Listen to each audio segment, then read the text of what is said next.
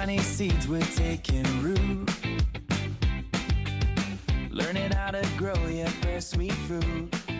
You're driving through a neighborhood in October, windows down, just enough chill in the air to make you notice it. And then one yard does something the others don't. It just turns red, and you slow down before you even understand why. Yeah, that's real. And it's usually not some weird, exotic, fancy tree either. That's the funny part. Half the time it's something you've driven past 100 times in July and never gave a second look. Exactly. In summer, it's just green, it blends in, it behaves, but in fall, it carries the whole yard without asking permission. The shape isn't stiff, not overly manicured, just full, rounded, like it belongs there. That tree, a lot of the time, is a red maple. Say it once, so it lands. Red maple. This is one of those trees that feels invisible until it absolutely isn't. And from a practical side, people want what it gives them most of the time. Good shade, strong fall color, and not a bunch of nonsense if you put it in the right place. It grows faster than people expect. Not overnight, not that kind of promise, but steady enough that after a few seasons you can feel the difference. It's not shy about becoming itself. And that's where people mess up. Steady growth sounds manageable, so they tuck it too close to the house, or too tight against other plantings, and then later they're trying to keep a bigger tree small. Bad matchup. This one wants space. Yes, they try to manage it before they've really understood it, try to contain it, try to make it fit a smaller idea than the one it came with, and that's usually where the friction begins. Yeah, red maple is not a we'll just trim our way out of it tree. If you give it room, it settles in. If you fight it early, it pushes back later. That part is memorable because it's true on job sites. With crews, with pretty much everything. Space matters. And it's more forgiving than some of its cousins. That matters too. It handles wetter soil better than many maples. If a yard stays damp, this tree can often tolerate that better than people expect. But grab the other side of that because it matters just as much.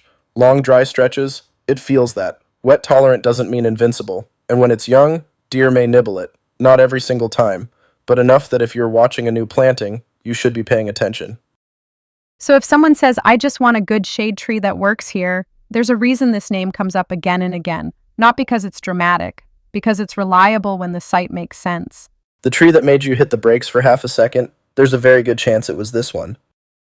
Now imagine that same street, but this time the tree that catches you isn't calling for attention. It feels quieter than the red maple, more intentional. The outline is cleaner, taller, a little more upright, a little more composed. And when fall comes, it doesn't just flip one color, it moves through them. Yellow, orange, then deeper tones as the season settles. That's sugar maple. Say it once, sugar maple. This is the one people talk about like it's an investment, because it kinda is. You're not planting it for next year, you're planting it for the long game. It does not rush. There's something almost dignified about that. It grows more slowly. It builds structure first. It seems less interested in showing off early and more interested in becoming durable. And that structure first piece is the whole deal. People get impatient with slow trees, but slow can mean solid. If you've got the patience, this one can pay you back for decades. Decades is the part I want people to hear. Not seasons. Decades. But the patience is only half the contract. The other half is respect. This tree is pickier than red maple. It wants good soil, not compacted, not stressed, not sitting in water. And it does not like salt. That detail matters because folks think maple is maple. Nope. Don't treat sugar maple like red maple and expect the same result. They are not playing the same game. That's such an important distinction. We flatten living things when we only hear the family name. But this one is more exacting. If you force it into a hard spot, it won't politely hide that from you for long. So basically, if red maple is the safer answer for I need something that works here, sugar maple is more like, cool, but what's the site? What's the soil? Is it compacted? Is it wet? Is there actual room? Yes, this one has to be placed, not just planted. There's a difference. Planting is an action. Placement is attention. It belongs in larger lawns, open space, somewhere the roots can genuinely spread instead of negotiating for survival. And if somebody's looking for quick results, I'd say this is probably the wrong emotional expectation. Not a tight area tree, not an instant gratification tree. But when it works, man, there's not much prettier.